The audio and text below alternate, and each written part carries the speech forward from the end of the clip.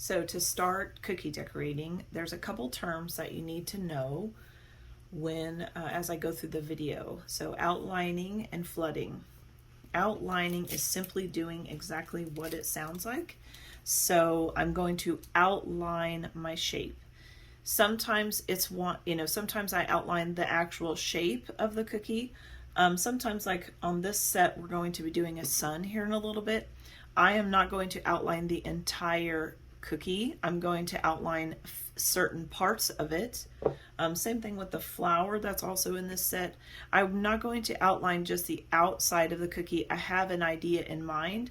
So sometimes outlining looks like outlining the actual like whole cookie, but sometimes it's also just outlining a certain shape or a certain part of the cookie. Couple of things to keep in mind: try to hold your bag with the bulk of the bag in your hand. That will help you squeeze, because it is a little bit of a workout when you do this. It isn't as lightweight and easy flowing as you think it will be. And so yeah, just use that, like use the bulk of that to help you squeeze it out. I also use my second hand to kind of steady my hand, and the table as well. So I usually rest against the table. I'm using a turntable just so that it's easier for you to see on camera.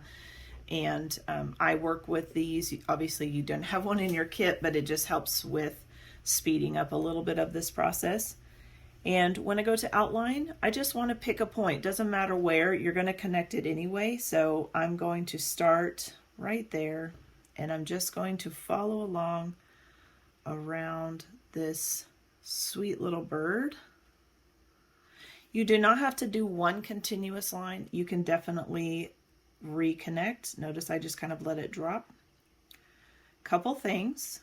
If you'll notice, I am keeping my bag up off of my cookie. My tip of my bag is not down on my cookie. I hold the tip of my bag up a little bit off of the cookie so that I can have more control. When you hold it down, you don't have a lot of control, and you kind of get these wiggly lines. If you drop your drop down and then just pick up your bag and just kind of let the icing fall out, you can definitely see the difference in what happens, and this is much smoother.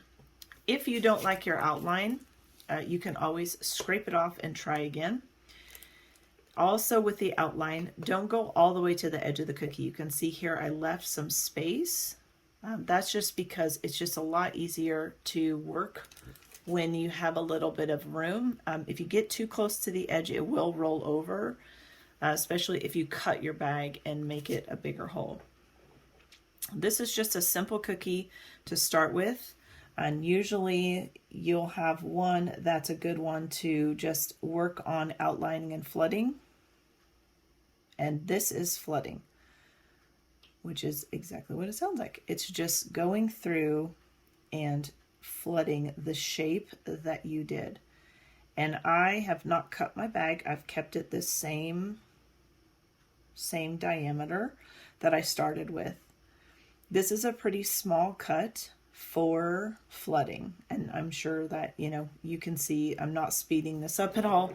It goes relatively slow. If you feel like it's just too long, it's just taking too long, you can definitely cut your bag again a little bit. But know that any cut that you make means that any cookie from this point on will be outlined with a different sized hole. Okay. Now you could go through and outline all of your cookies if you wanted to. That's definitely doable. But I just tend to kind of take this time in this moment with this little cookie to just kind of practice flooding, practice getting all of that icing in there. Notice I'm not being skimpy at all. I'm just basically doing line after line after line of icing and just letting it fall out of the bag. Sometimes you can just, with flooding, you can take and squeeze a little bit more out of the end, and it goes a little bit faster without having to cut it. So you can definitely try that little tip, but be careful. These bags do pop. If you are squeezing too hard, it will break, and unfortunately, I usually do include a couple extra bags just in case, but if you do pop more than I've given you, it might be a little bit more challenging to decorate. So once you get your whole cookie flooded, notice I didn't have to use my toothpick, I didn't move any icing, I didn't use a knife or anything to spread it, and it will just naturally go nice and smooth, which is what I love about this icing. If you have places that are not quite going together, they're not smoothing out, you can always take that toothpick and just kind of tap on them a little bit. While the top is crusted over, it's not completely dry, so you still are able to work with it. You can even kind of mold it back, push it back a little bit, and then you can take whatever other color if you wanted to. And I'm going to go ahead and do this sweet little bird's beak, because this is going to be just that first cookie. It's pretty easy, pretty simple. I'm not looking to make it too complicated because I'm just practicing outlining and flooding. And now I'm just using it to pull out the point a little bit, and that's a sweet little bird.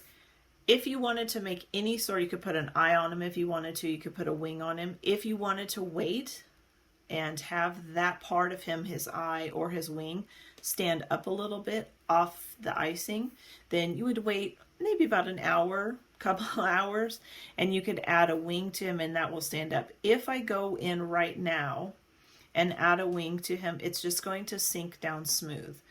If you're okay with that, you can definitely go ahead and try that. If you wanted to do some polka dots or you wanted to do some other fun stuff, you definitely could. I just wanted to keep this one simple to show you outlining and flooding. All right, so our flower is going to be the cookie that I work with sprinkles with. Anytime you work with sprinkles, they're lovely, they're fantastic. We all love sprinkles, right? Anytime you work with sprinkles, you want to make sure that you do that part of the cookie first and then finish it up. If you're just flooding the whole cookie and sprinkling the whole cookie, then by all means you can just do it all at one time. But on this flower, I just want the middle to have sprinkles on it and not the petals. So I'm going to work on the middle first and then I'll work on the petals. So I'm going to do one with the yellow, and then I'm going to do another one with the pink in the middle. And this is where this tray comes nice and handy.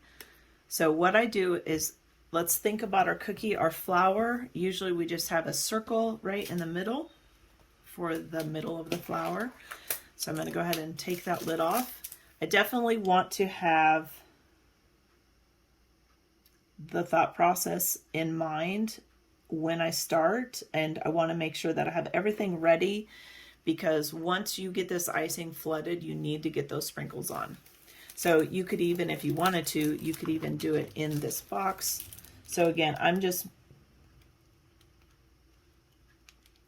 making a circle and flooding it in, and I like that little pinch at the bottom technique. It just helps me kind of push out some icing a little bit faster.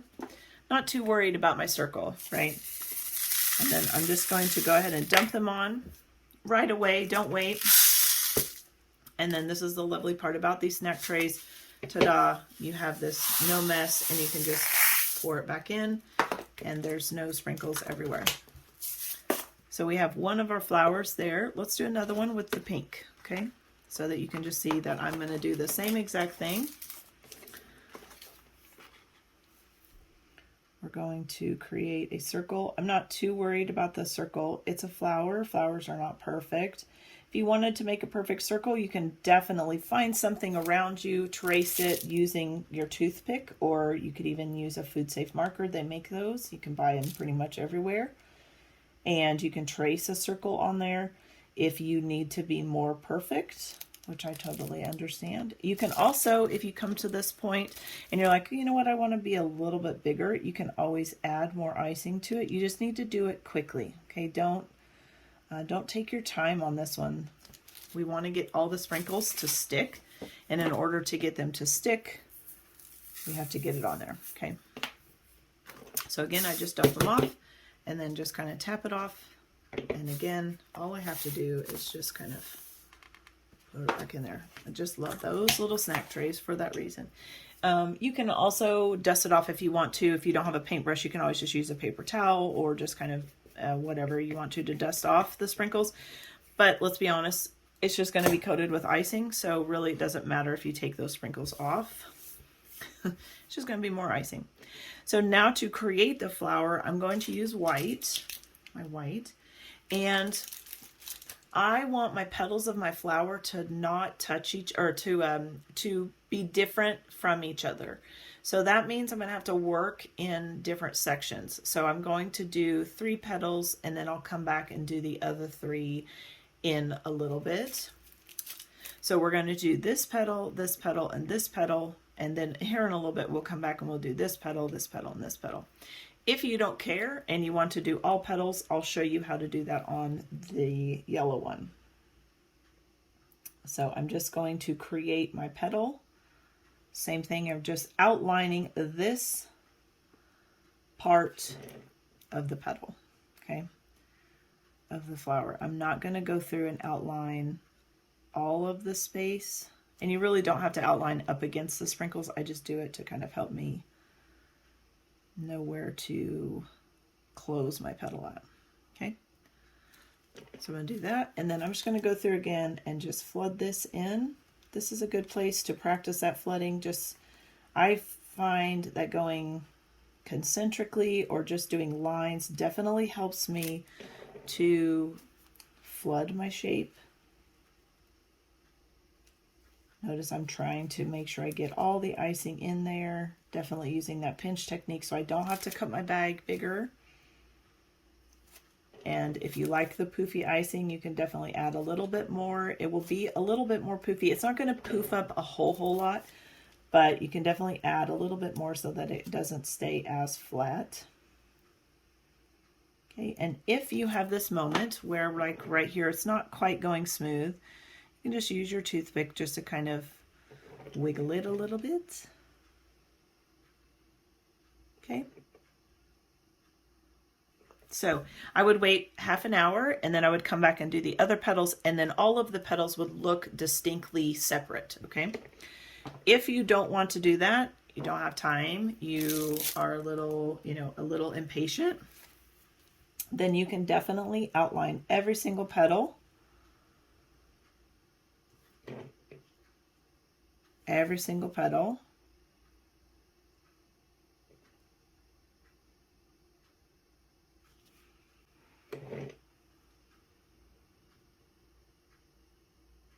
And then you would just come back through and flood it in.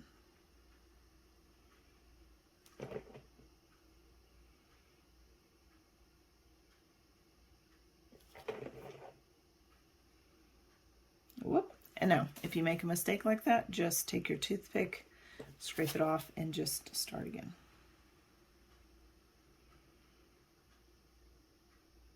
Okay, so now you just go through and flood these.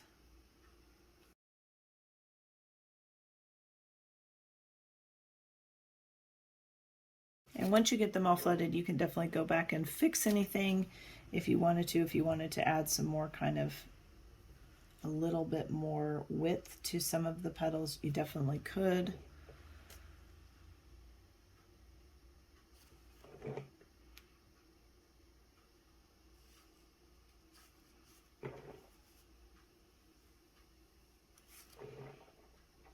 Okay, again, if you have that moment where it's not going smooth, you just kind of take your toothpick and just kind of wiggle it, make sure just to kind of convince it that, hey, I need you to go down.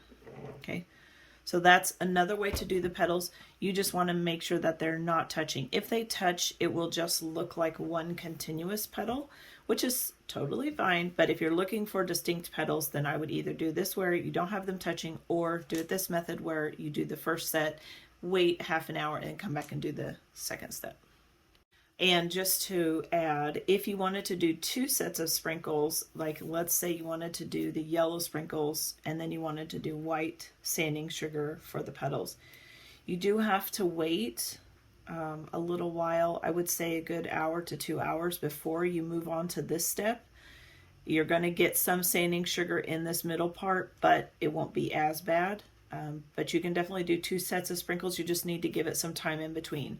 So do this part, then let it set, come back, pipe on all these flowers, and I would sprinkle them each flower after you've flooded each separate flower petal. And like I've said before, just because you don't have this specific flower or this specific cookie, these sprinkle tips help with any sort of cookie, any sort of theme. You just want to make sure to remember that if you have a certain area that you want sprinkled first, you do that first and then work backwards, basically.